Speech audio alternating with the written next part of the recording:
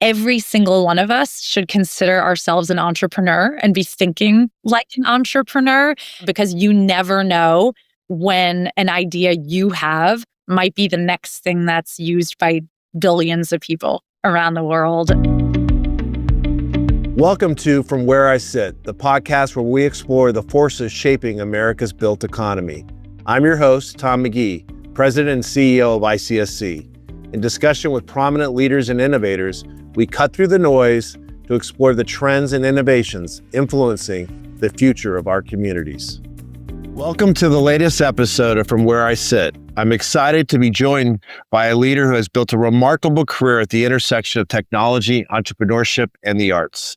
Randi Zuckerberg is an investor, author, and founder of Zuckerberg Media and Hug, two ventures that have allowed her to combine her passions for tech, media, and the arts. Before founding her own companies, Randi was an early employee at Facebook, where she led the creation of Facebook Live and played a crucial role in shaping the growth of social media. Randi is also a prominent voice for women in business, using her platform to champion women founders and create pathways for women to lead and grow.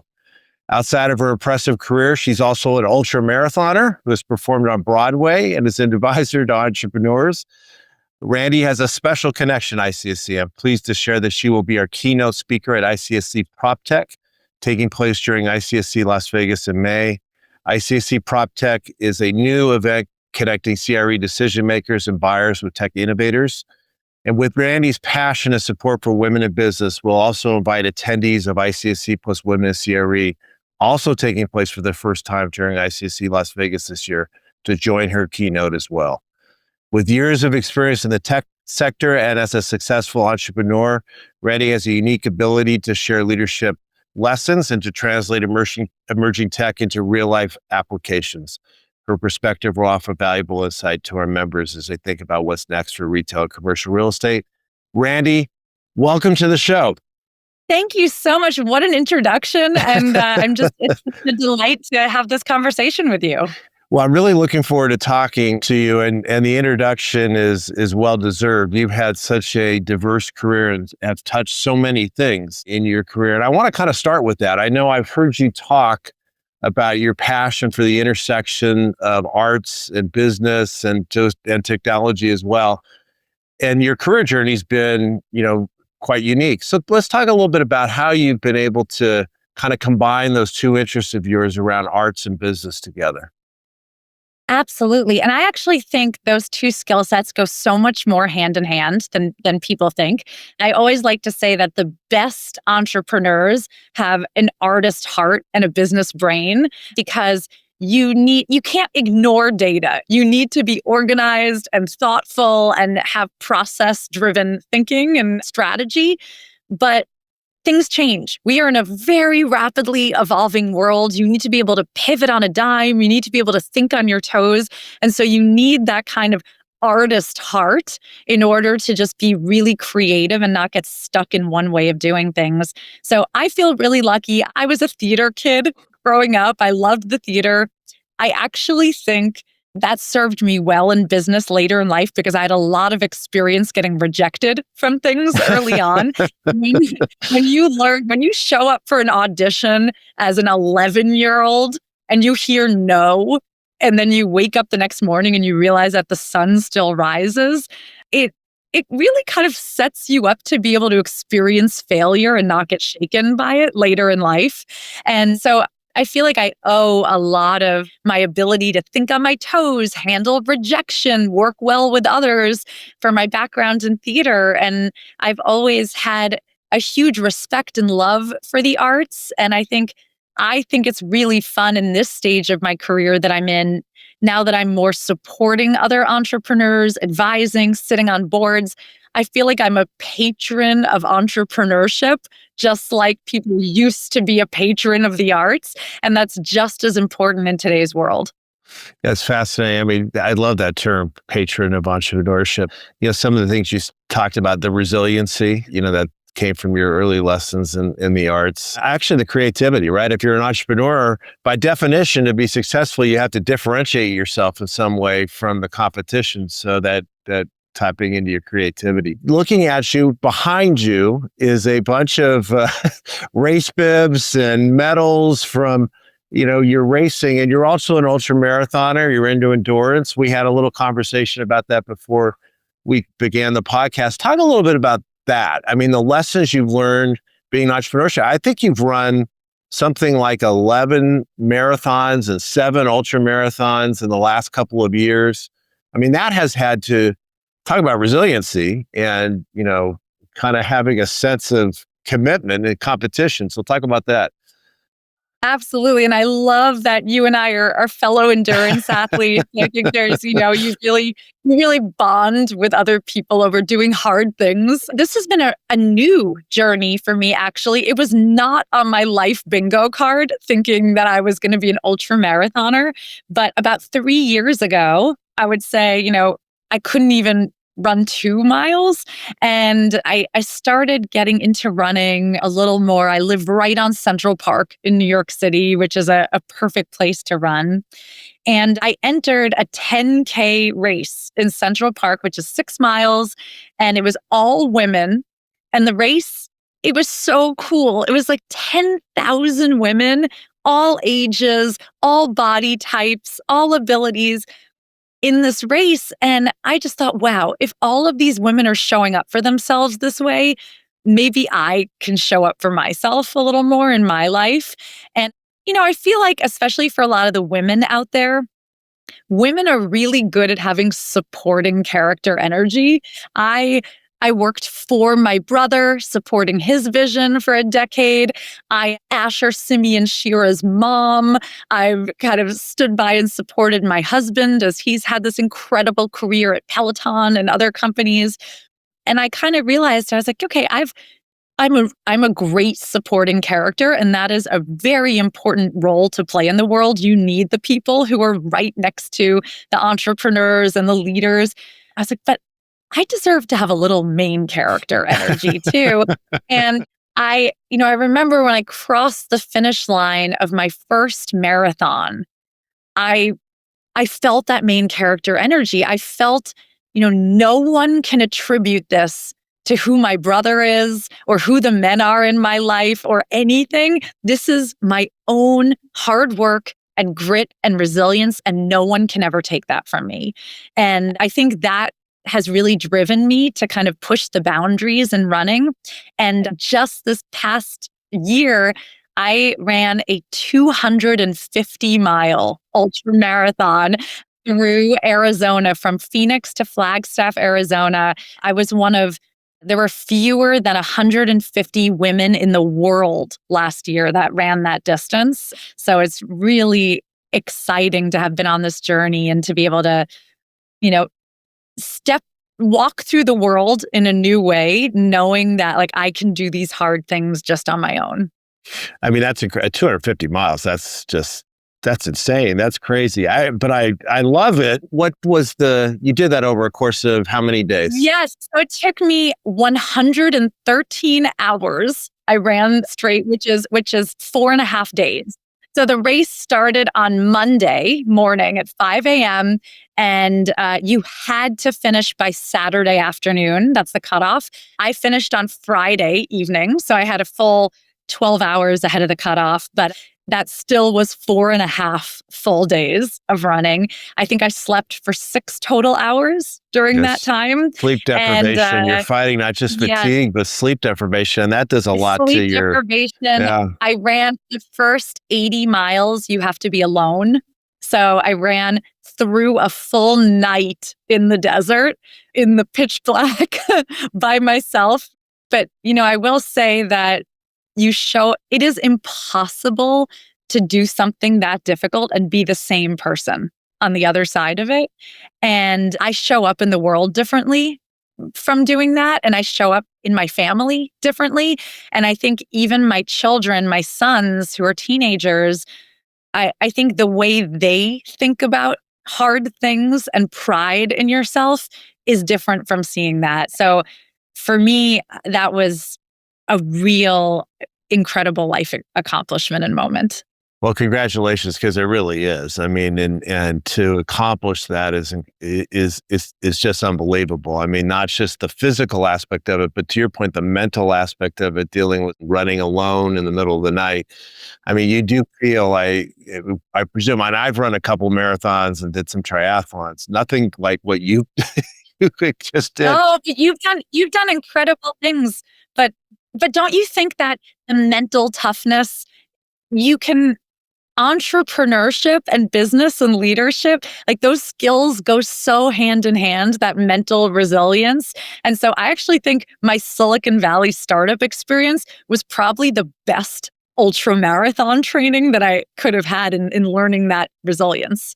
Well, you're so right. And it is, you said a couple things that just immediately, as somebody who, enjoys endurance sports, just resonated with me. One, just the doing something hard. And sometimes people say, why do you do it? And I say, well, I'm not really a runner, but I just like to do really hard things. I just like to really challenge myself. And then that sense of confidence that comes with it. You've crossed the finish line. You don't feel, at least I've never really felt great immediately, but 15 minutes later, I felt like I could conquer the world. And it just kind of that muscle memory of confidence that comes with that. You had talked about your first 10K in Central Park, and that it was a group of women that were running. And I know one of the things that you're passionate about is women in leadership, women in STEM, women in entrepreneurship, commercial real estate, and technology. They're often viewed as male dominated. So let's put it that way. And changing, clearly, but still viewed as male dominated. What are some of the challenges that, a woman faces that are unique to them when they try to progress in a male dominated field like that? I really appreciate you bringing that up. And this is such a passion area for me. It's interesting. I always ask myself, I'm like, Randy, why couldn't you have one area of your life doing things like with other women? Because even the ultra marathons that I just talked about, there's barely any women that are on the start line of those races. So I worked in tech, which is incredibly male dominated. All of my hobbies and passions are male dominated. But I think there's a few challenges and there's a few beautiful opportunities there. I think that, the challenge, of course, is mentorship. When you're the only woman in the room, you look around and you see the men are constantly helping one another and discussing things, and you just don't feel like you have that support network. And so I've learned to actually find peer mentors in other industries. So maybe I couldn't quite find a peer group early on in tech, but I found my women in finance, in media, in other areas where women, or in law firms where women were also feeling the same way as me, and we could connect and rise together in our fields. I think, one thing we all need to do a little better as a society is we need to double down on not losing girls, especially at kind of a pivotal time in their preteen and teenage years. We need to do a much better job at communicating that STEM is for everyone. It's not just for boys, that, there are a lot of incredible careers in design and in different parts of tech that, I think people have a vision in their head that there's kind of one role in tech. And so I think we can all do a better job in making sure we don't lose girls in tech before they've even started. So that's something I'm passionate about. But I think the exciting opportunity is, just like in running, women were actually only allowed to run the marathon about 50 years ago. I just learned that. That's crazy, isn't it? No, because scientists thought that our uteruses would fall out of our body if we ran that distance. Like, that's literally, so it's so new that women are even allowed to run the marathon distance. And so any time that you're at the cutting edge of something, you get to write the playbook. And I feel that way with my ultra marathons. I felt that way being the only woman in the room in tech. It felt a little lonely, but at the same time, it was exciting because I knew that the women 30 years later would be studying what I did. and they'd be studying the playbook that I was writing. And there is something so beautiful about having that opportunity to be a trailblazer like that and to write the playbook. And so, I encourage any women who are listening to this or feeling a little isolated or alone in your career to just think about all of those women in future generations that are going to be studying what you did and boosting their career by learning from the trails that you paved.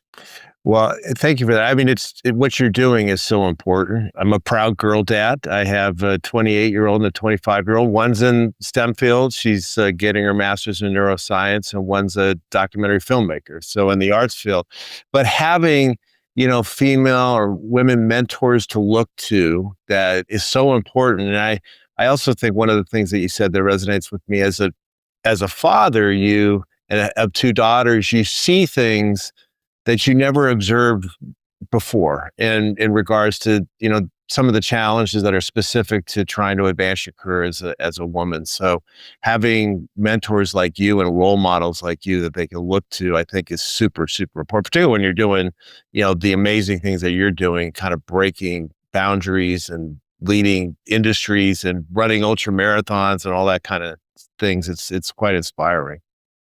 You mentioned mentorship, and you look to mentors not just in the technology field, but in other fields. But you also mentor a number of and have been a mentor to a number of women business leaders. Talk about some of the strategies or advice that you've given them to help them advance their career. Yeah, that's something I really love doing. I like to say that I'm an amateur mom to my own children, but I'm a professional mom to all of these entrepreneurs. And I'm a little too exhausted to go back into the fold myself and build a startup from total scratch. But I love hand-holding the next generation of entrepreneurs through building their dreams and the next big companies. And I think I especially love working with women because I think women are taught from a young age to be small and not take up as much space in a room or downplay their achievements.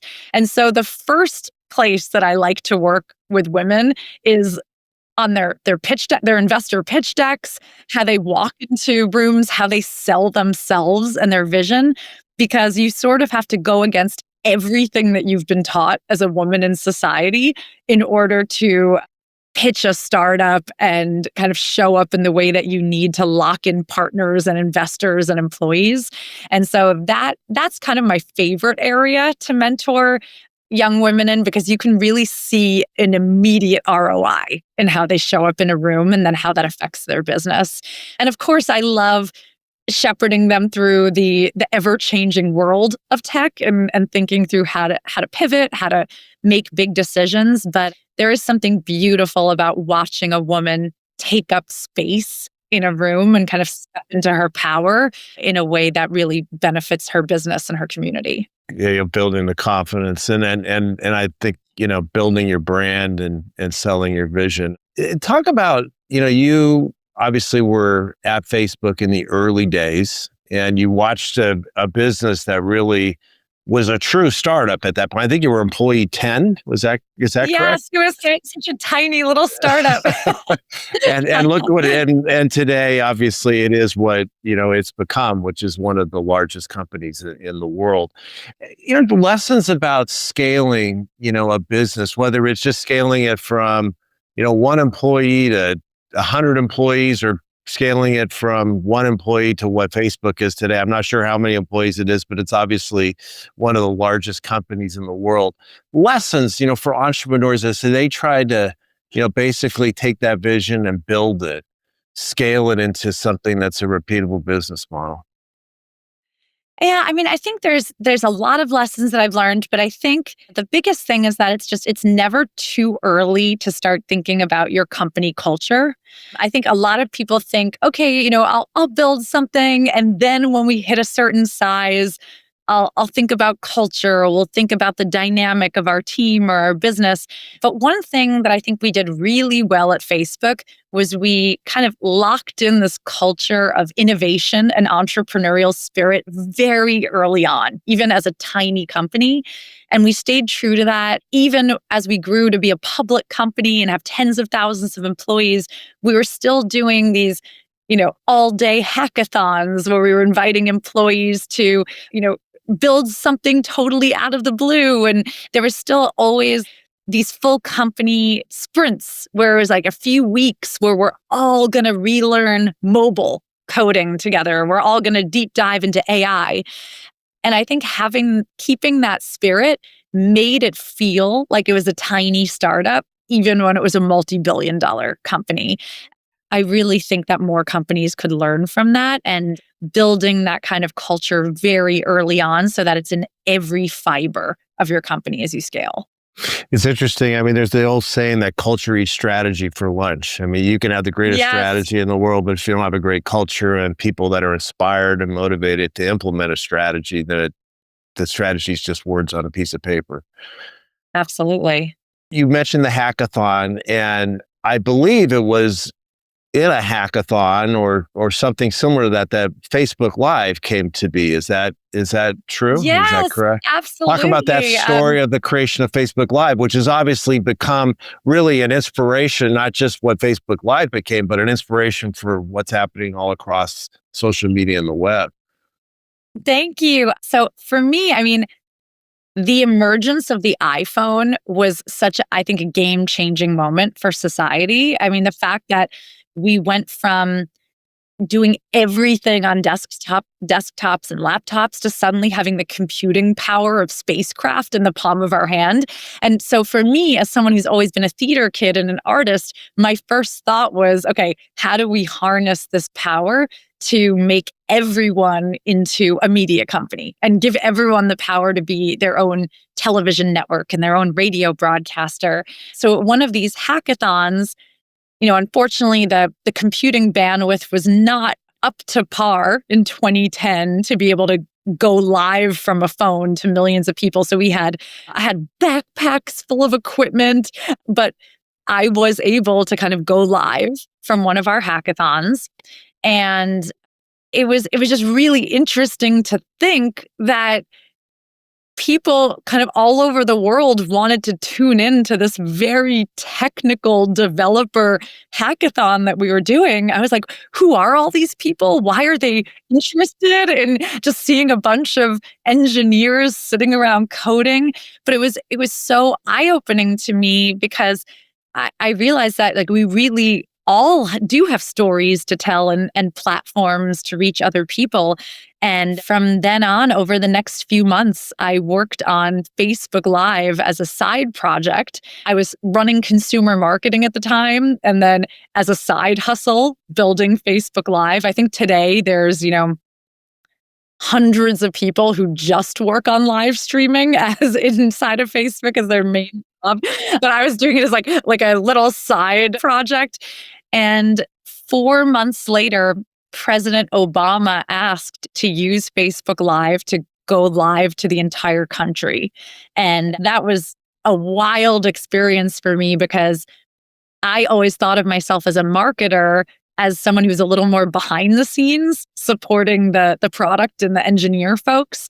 And that experience taught me that every single one of us should consider ourselves an entrepreneur and be thinking like an entrepreneur, because you never know when an idea you have might be the next thing that's used by billions of people around the world. And that was probably one of the most exciting moments of my career. I mean, the speed of that, because I think my recollection, having heard you speak one other time about this, that the first broadcast of Facebook Live, you said there were two viewers, your parents, your mom and your dad. Here's my mom, my mom and dad were the only two people who tuned in. And even my mom was like, this is really boring content. And so I do also think that I think people have very unrealistic expectations that things are overnight successes. And people try something once, they post something on social, they try something with marketing, it doesn't work, they give up. And, I I worked on Facebook Live for almost 7 years before it was ready to go out to the public. So, of course, it looks like one day Facebook launches this go live button and suddenly, like magically people can go live. But what they don't realize is it took 7 years to be an overnight success. And I think a lot of people just give up way too early. Well, that's the endurance athlete in you too, right? Yes. In the early fun of that. The 7 years is, like the two running 250 miles. You just have that sense of resiliency and just keep going, putting one foot in front of the other. You started your career at Ogilvy. So you started in marketing and that foundation of, and you mentioned the importance of selling your vision, communicating your brand proposition and so forth when you talked about, women starting businesses, trying to generate and obtain seed capital. How important were those lessons you learned early in your career to where you are today in that, concept of brand building and storytelling? Incredibly important. And I will say that Ogilvy was the perfect place to start my career for a few reasons. The first is there was a female CEO, Shelley Lazarus, who had worked her way up from a junior role in the company to CEO. So that was incredibly inspiring to see that as the leader of the company in my first job. Also, at that time, they had an incredible training program for entry level, which is in addition to your day job, you got paired with a nonprofit. And so that nonprofit got free marketing and you got the opportunity to kind of learn on the job as a marketer. And so I got paired with the Special Olympics New York chapter. And for a year, myself and a team of a few other entry level colleagues, for a year, we basically ran the marketing for that organization. And I truly can't imagine. It was almost like being in a startup, really. I can't imagine a better way to learn a skill than just being thrown in the deep end and having an organization rely on you to do your job. So that was an incredible experience. And the third part of that was that almost everyone else in the entry-level program was put on these very traditional marketing campaigns, television shows, the Super Bowl, all of these things. And I got staffed into this brand new team inside of Ogilvy that was digital marketing. And I remember I cried. I was so angry. I was like, I want to be on the television sets with everyone else. I don't want to be, what is this like dead end thing that they're putting me into? And, then fast forward 2 years and digital marketing was like 50% of the company's revenue. And all of my other friends were still getting cappuccinos on television sets. And I was like running a team inside the company. And so that ended up actually, I think, being the luckiest thing that happened to me early in my career, rather than sometimes things that seem awful and unlucky end up being like the greatest gifts to your life or your career. Gosh, that's an amazing, and there's such an intersection with a couple things. I mean, Special Olympics. I mean, what a privilege it is to work on that mission, and also the relationship that has to you and your interest in sports and athletics and so forth, and then digital marketing and what you've built with Zuckerberg Media and earlier Facebook Live. I mean, how, to your point, I mean, things that might seem like a bad break could end up being the greatest break, right? Yeah. Yeah. I mean, I look back on that and I feel that sparked my entire career in technology. And I never would have voluntarily put my hand up to be on the digital marketing team. So it's, sometimes I have found in life that all the best opportunities happen when everyone else is going left and you go right. Yeah. Yeah. Yeah, so true. So you're knocking it out of the park at Ogilvy. Things are going well, and then your brother calls you and says, "Hey, I have this idea. Why don't you join me at Facebook?" What prompted you to say yes? I mean, I got the family connection and all that kind of stuff, but what did you see? I tried to say no. I mean, I wish I could tell you, that I had the foresight at age 22 to think that, this is going to be a multi-trillion-dollar company. And of course, no, I was living in Manhattan. I was working at an ad age. Like, I was going to fun parties. I had a great life in New York City. The last thing that I ever thought I would do was move to suburban California and like work with my little brother on like his stupid business. Like, that's the last thing that I ever thought. And finally, he was like, I'm going to buy you a plane ticket out to Palo Alto. Just come see what we're doing. I come out for a weekend. I could really use some digital marketing advice from you. So just come out for a few days. And I was like, oh, sure, yeah. And I completely fell in love. I had never been in a startup environment before. I'd only just been in corporate America. And just the fact that you got to make all your own decisions and own your successes and failures, and just seeing these guys coding around the clock with this passion, like they truly believe they were going to change the world. It was so exciting that by the end of that weekend, I kind of decided to stay forever. And so, but believe me, I tried to say no a lot of times. And I'm really glad that he didn't take no for an answer, because that ended up just being the most incredible, life-changing experience to be part of that rocket ship. By the way, how proud must your parents be? I mean, to see all their kids be so successful, you and obviously Mark, but your other siblings as well have all built great careers. What's so awesome about my parents is, like, first of all, I think if you met them, you'd be astounded by just like what normal, down-to-earth, grounded people they are. But like, I have like my brother over here who's like built one of the most successful companies in the world, but yet like my parents are still on the finish line of every marathon that I run still. They're still, like going to my sister's retreats for her venture capital firm that she's building. Like they treat every goal and dream like it has equal significance and meaning. And I think that's like a really beautiful lesson that I've tried to bring into my own parenting. I mean, in addition to obviously talent, I think that sense of knowing your parents were always there and proud of you and supporting you also contributed to your guys, obviously significantly to your guys' success. For sure. This is a realization that I've only come into recently as a parent myself, but I think when you come home to a safe space where you feel like people have your back, it gives you the permission internally to take more risk when you go out into the world. And so knowing that my parents had my back that way, whether it was a marathon or whether it was in business, and having that safe space in my own husband and my own family now, I think has really enabled me to dream big in a way that I never used to dream for myself. And so I think that that's why family, and the family you choose or the family you're born into, is perhaps one of the most important decisions that any of us make. Yeah, for sure. For sure. So you're at Facebook. For how long were you there, Randi?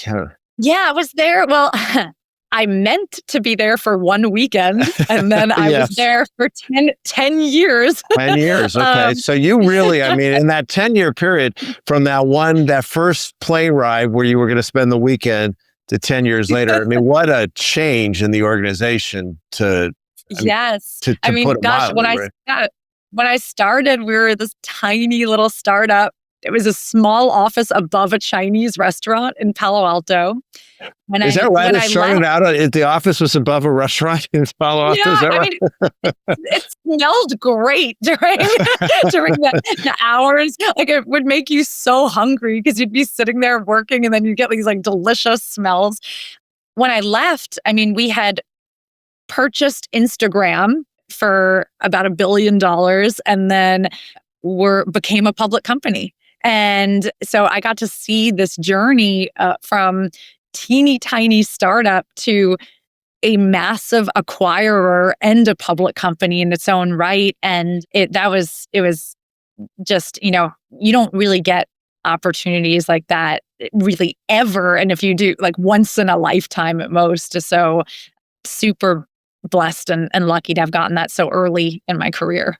I mean, that's really the epitome of, if you think about the story of the American dream and so forth, I mean, the stereotypical story, somebody starts a business in their garage and then grows it into, a global icon, which is what Facebook and Meta has become. I mean, above a restaurant and it becomes what it is. I mean, that's really the kind of the American dream, isn't it? Of course, I think actually the coolest thing for me, even beyond just being part of that and seeing that from the inside, is when I go to lecture or guest lecture at universities now, and there are social media majors. Like that is a field of study in colleges, and talk about, like I was saying before, like talk about writing the playbook that other people go on to study. It is so cool to have been part of something that is now like an entire career path for millions and millions of people. And to have been on the front lines of that is it's really even hard to put into words what that feels like. It really, I mean, that's an interesting point. I didn't think about, but yes, I mean, the social media didn't exist, that long ago and now it's just so omnipresent in our life, and it speaks to kind of the speed of change and just how quickly things accelerated. I mean, just that 10-year time period you were at Facebook, from startup to public company acquiring Instagram, one of the most, valuable companies in the world. How do to that point, I mean, have someone who's lived through that kind of change and that in that trajectory of speed, how do people keep up with it? I mean, if you're a business leader and you're trying to run a business, but all the things around you are changing so quickly. Is there, lessons or advice for folks? I wish that I had a definitive answer for you, but in some ways, I'm still learning because the world keeps changing. But what I will say is that I saw a few instances along my journey in Silicon Valley where the world changed and some companies were open to it and some were resistant. So I mentioned the iPhone and kind of how that gave me the idea for Facebook Live. I think that's the clearest example, though, of how I got to see through my own eyes that some tech companies evolved with mobile technology and some were so resistant, and it ended up being the death of the company. We realized almost overnight that, but pre-iPhone, almost 100% of Facebook usage was on desktop and mobile computers.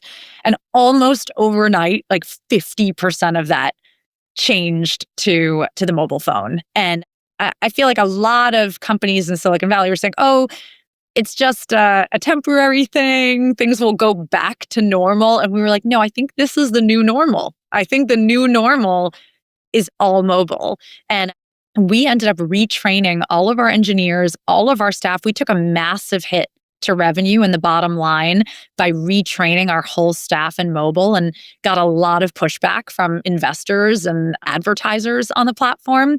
But at the end of the day, that refocus saved our business. And other companies that didn't do that, like Yahoo and like a lot of the other companies that we saw around us, could never recover from not shifting their focus. And so I think sometimes it seems like you need to do that and you don't. Like there was a whole craze around VR and augmented reality, and it never really caught fire. But I do think with artificial intelligence and everything we're seeing, this will be another mobile phone moment where the companies that can embrace and make the best use of AI, either in their internal operations with their processes or how they use it to work with outside clients. I think this is another kind of game-changing moment like that we're on the precipice of.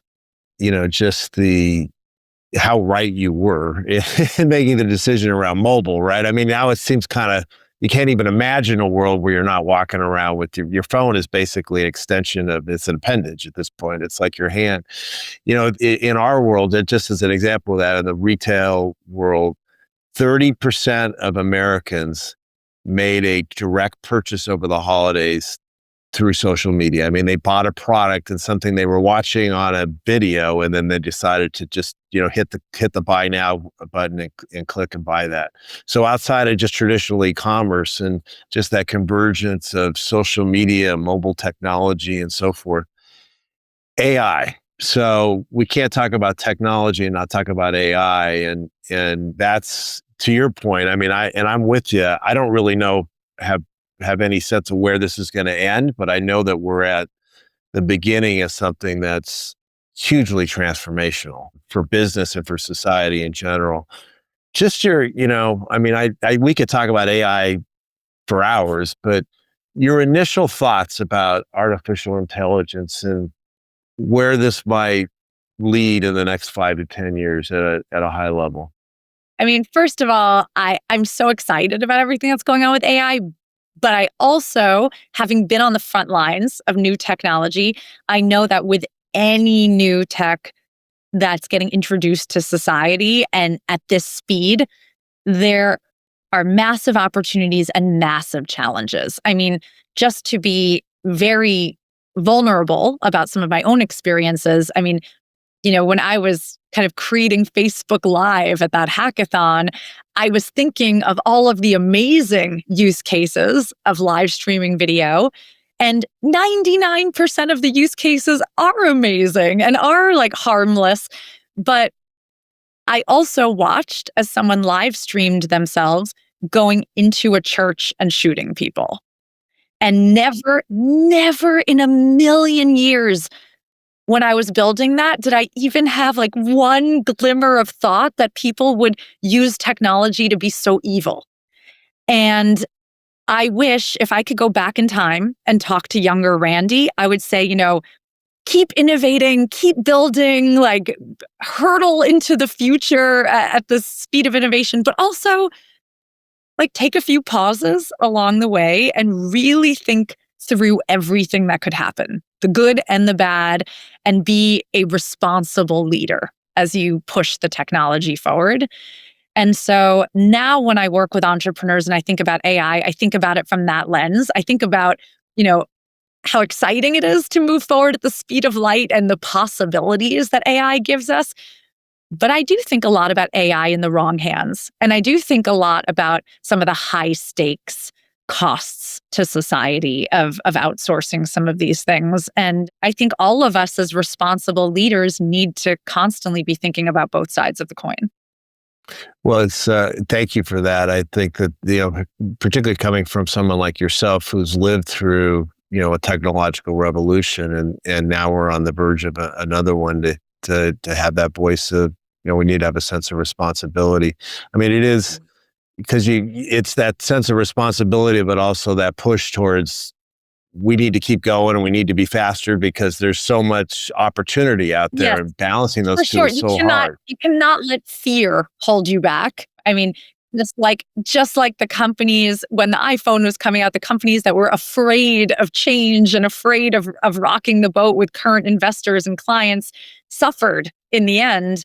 We are at a similar moment right now where it's okay to feel some fear of change, and it's okay to know that the next few years might be a little bit of a messy middle where we're figuring out what the world looks like with some things managed by robots and still some things by humans and overlap.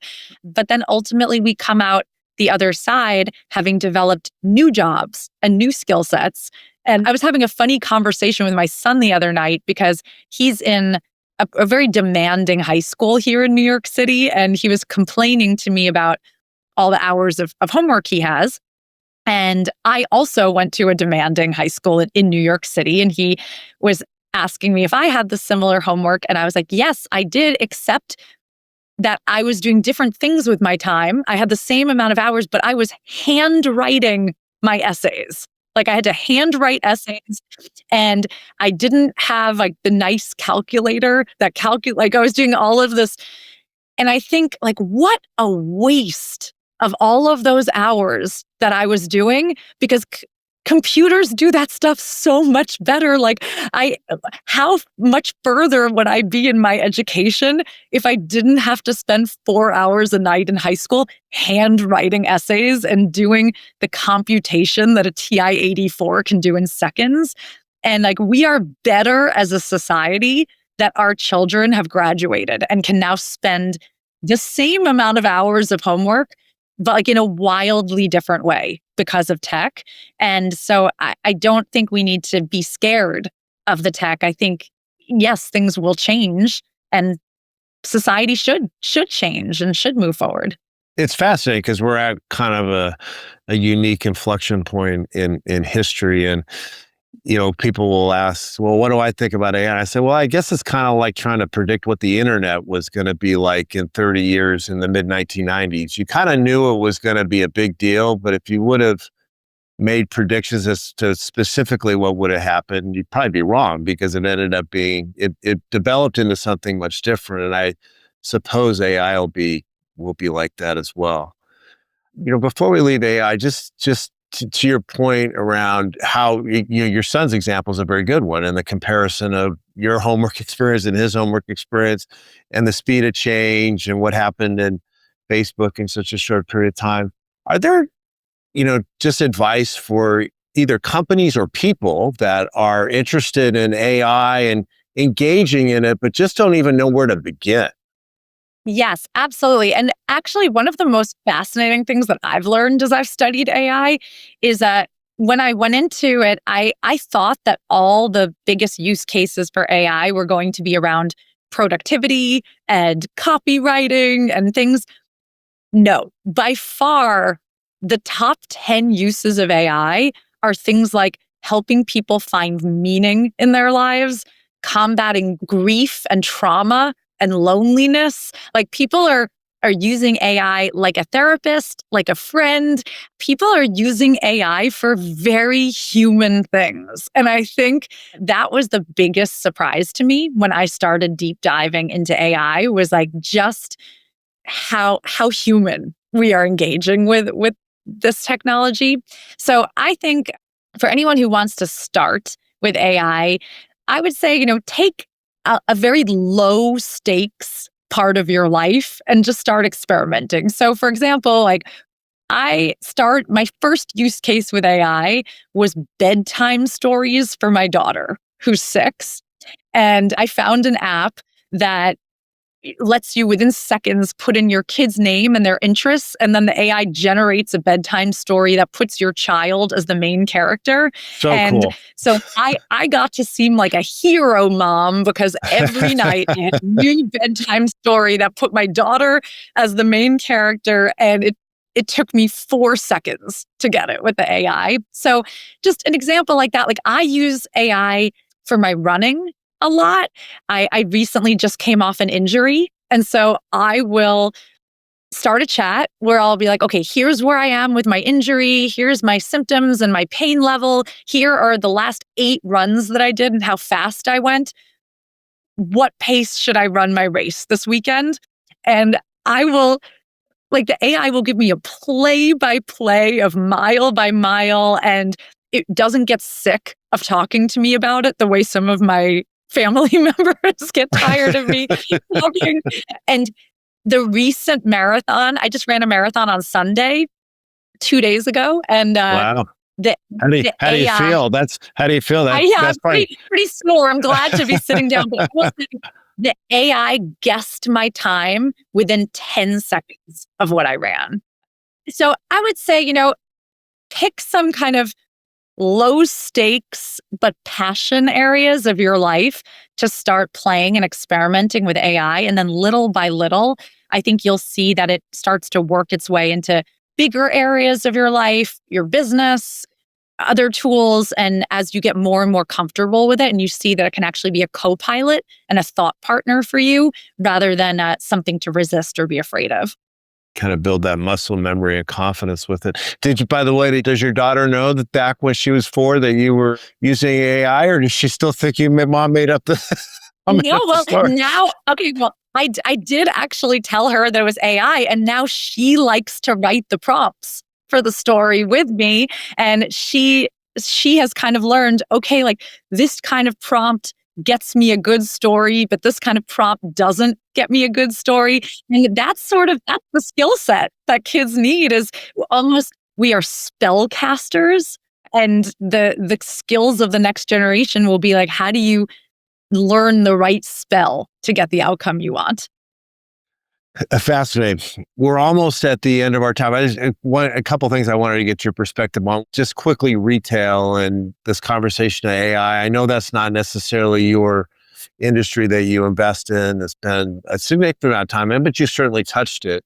Do you have any views around thinking 5, 10 years out around the future of the store as it relates to technology or retail in general? Absolutely. And actually, I have been spending more and more time thinking about retail because now that I've gotten so excited about running, I think for me as a business person, I'm I'm always thinking, okay, I don't want to just play in the casino. I want to own the entire casino. So I've started investing and advising companies in all areas of endurance sports, which includes several major retail companies and thinking through that. So a few thoughts I have. I think, certainly COVID catapulted commerce many years into the future over what we thought and got people comfortable with it. Right now, I think commerce is so much about storytelling. It's so much about content and the emotional connection with consumers. And so I see that, I'm advising several apparel and shoe companies in the endurance space right now. And it's like all comes down to the athletes they work with, the storytelling, how good they are at touching people's hearts and emotions.